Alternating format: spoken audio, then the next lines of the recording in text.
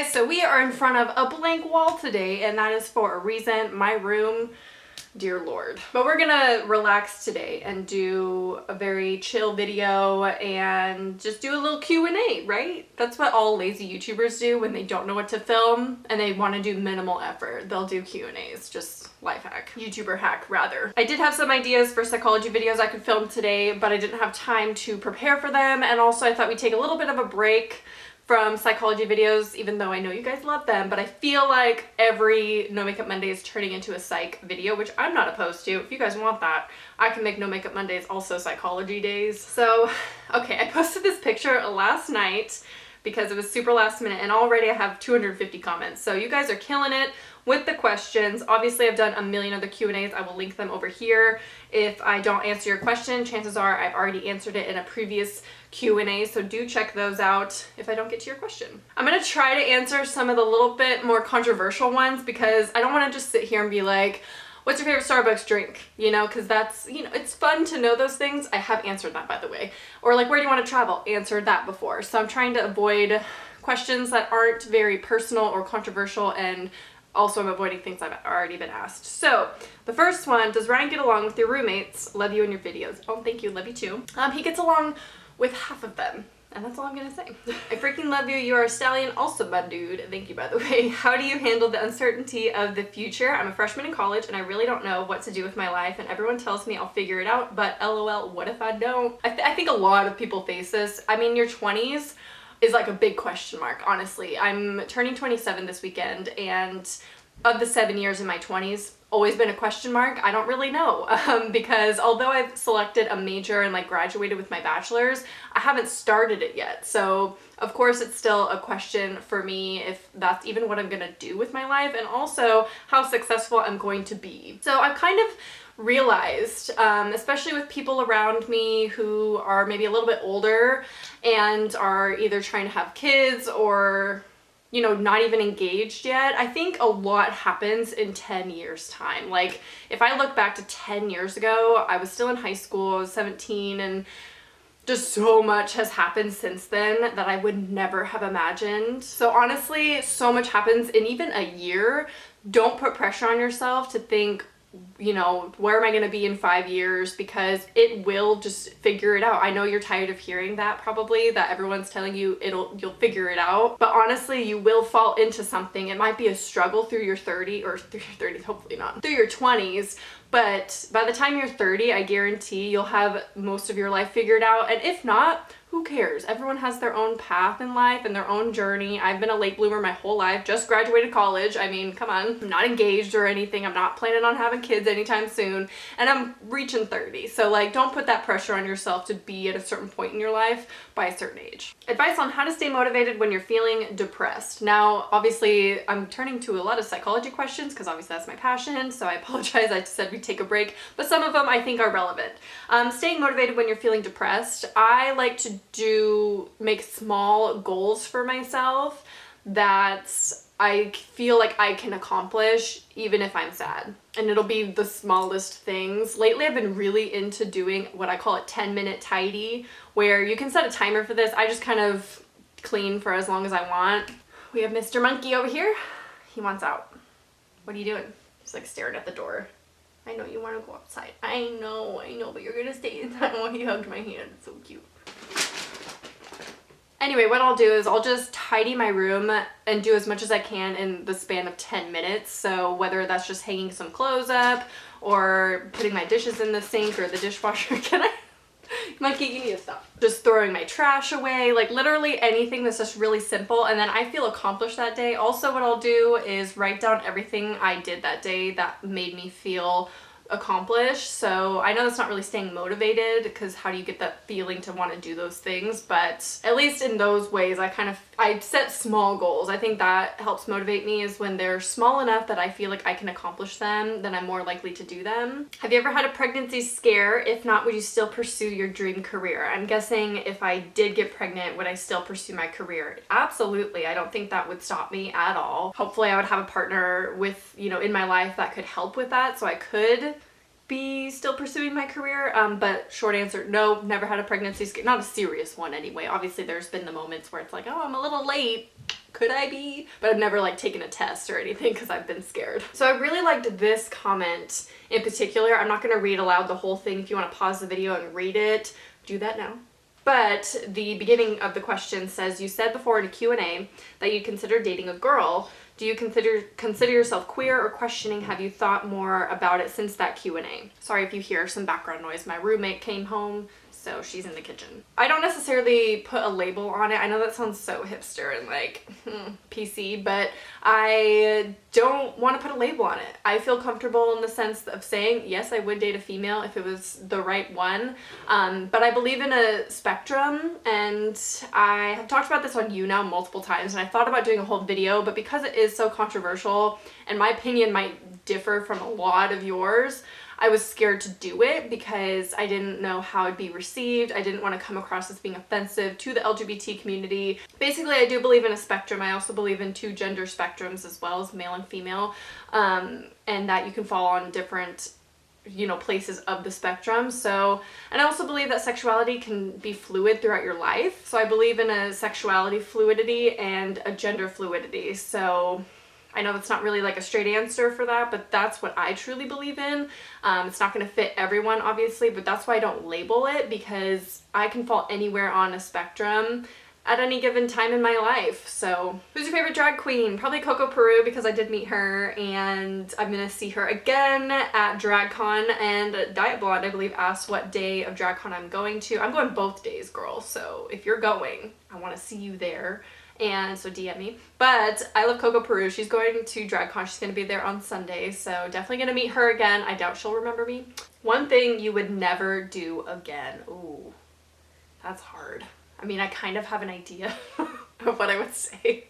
A little too controversial, but I'll go with, this is my personal thing because I'm such an emotional person. I would not sleep with someone outside of monogamy. Granted, we were monogamous at the time, but we were not dating, like, I don't know, official, exclusive, whatever you want to call it, labeling it, I don't know. Hopefully I'll never have to do that again because, you know, I'm with Ryan. I'd like to stay with Ryan, but yeah, doing stuff like that, I'm just so emotional. I get too attached to people, so I would not do that again. I learned my lesson. Opinion on marriage. I do want to get married one day. However, I always thought that I'd be married by now, my whole life, until about 25. When I hit 25, I'm like, probably not gonna be married by 27.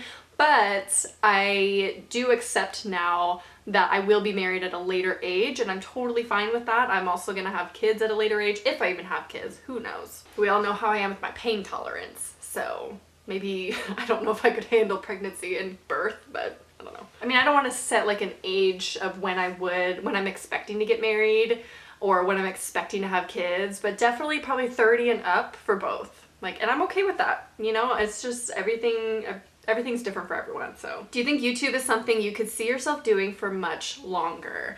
Okay, so I'm gonna be honest with you guys. I do feel like it's something that will be coming to an end somewhat soon, but with me doing psychology videos so much, I've reestablished my passion for it again, because before, when I was doing like favorites videos and like more beauty and fashion videos, it almost felt forced in a way, and that's not something I'd never wanted this to become. I didn't want it to become like a job. My goal is to eventually get a regular person job and do this on the side and focus more on the topics and things that I'm passionate about, like psychology and confidence and self-love, and sometimes get ready with me's and sometimes fashion and thrifting. I love thrifting. Those are my favorite videos to do. So that's kind of what I want my channel to become, and I want it to be on the side so I feel less pressure to do things like every week, or, you know, to do videos that I know are gonna get a lot of views for money, you know? And I don't do that. I try not to force myself to do things that I'm like, well, I'm gonna get paid for this a lot, so I'm gonna do it. But I will probably lessen it as I get more into my career and get another job. But I kind of am looking forward to that day because I still want to do this, but I want that passion to come back, and I found it in the psychology and thrifting videos. I'm really excited for projects that I'm working on for thrifting videos, and just psychology videos in general. Do you want to start your own clothing line? Fun fact, I'm creating merch right now and it's not released or anything yet. We're kind of doing mock-ups. The shirts are done. Oh, they are going to be t-shirts. Just spilled the beans there. But yes, I am doing merch. It's not my own clothing line per se because I'm working with another company. But this time it's legit. It's gonna be good stuff. I'm so excited. It's very me, unisex sizing from small to extra large, so hopefully that encompasses most of you. What do you think about the YouTube scene? I mean, there's so many beauty vloggers that it's starting to be really annoying to watch the same content over and over again. I'm just asking if you noticed it too, and I'm happy for you that you started to post intelligent content too, something we cannot see from other YouTubers.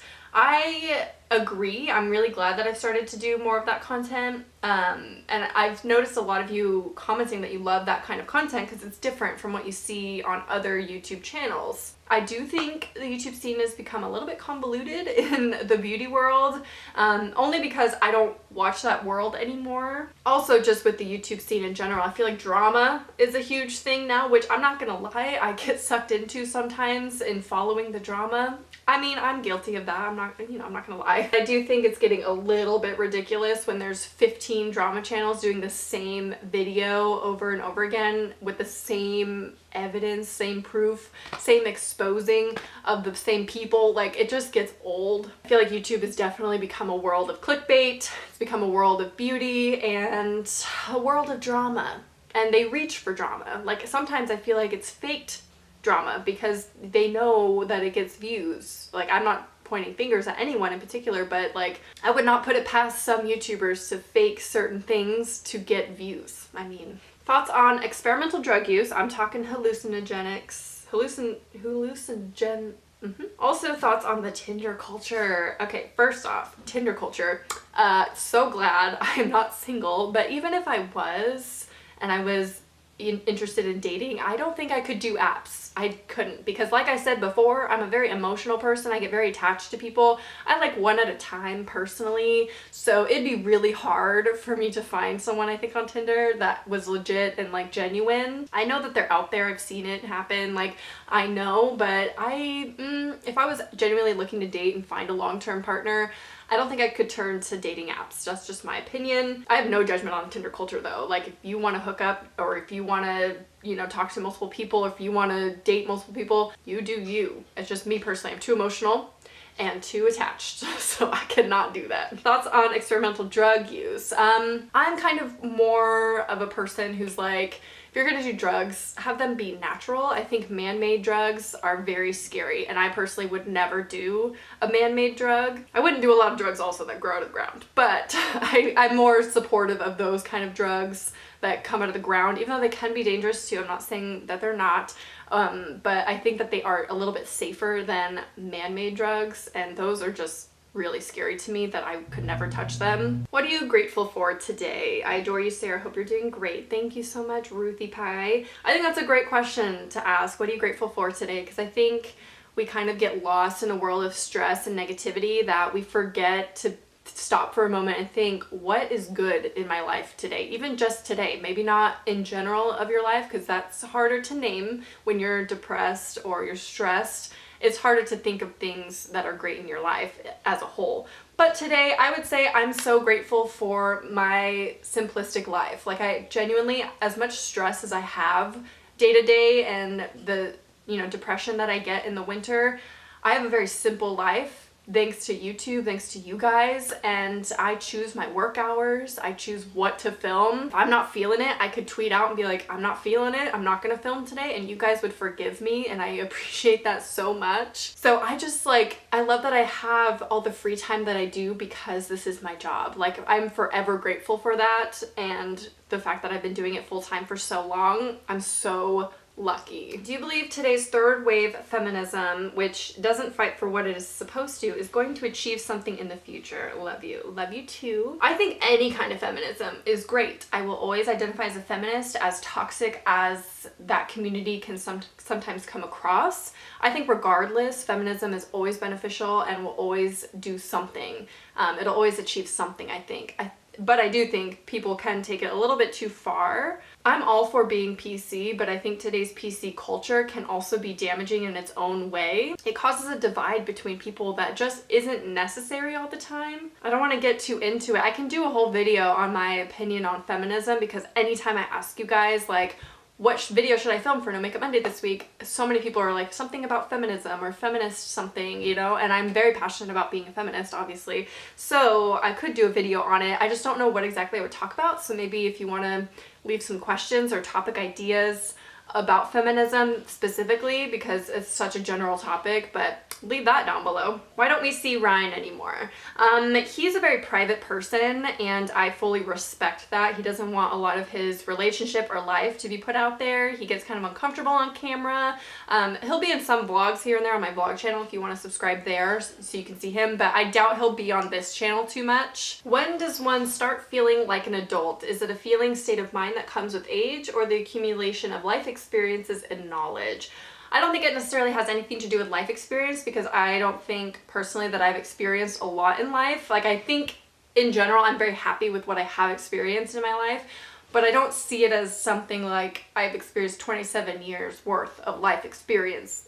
That did not make sense. But anyway, I think it's so gradual. Like, just gradually you see like other people and you realize how much older you are from them, but it's a weird feeling because you're like, I remember that, and not in a patronizing way. It's not like, I remember when I was your age. It's not like that. It's just you realize I'm not their age and they seem so similar to you. Like a 23-year-old is like, I'm not your age anymore, but we seem so similar, we get along so well. So I tend to get along well with younger people anyway, I think, because even though I consider myself as having an old soul, I still think I'm very much young-minded in the sense that I want to like help high school students. I just not relate to them that much because that's like 10 years ago, but you know, I feel for them the most, and a lot of my friends and my boyfriend are all younger than me, and I just kind of relate to that audience more. I've gotten hate about that for some reason online. They think it's weird and I'm like obsessed with younger people. But as far as feeling like an adult, I'm still working on that, because it's hard to like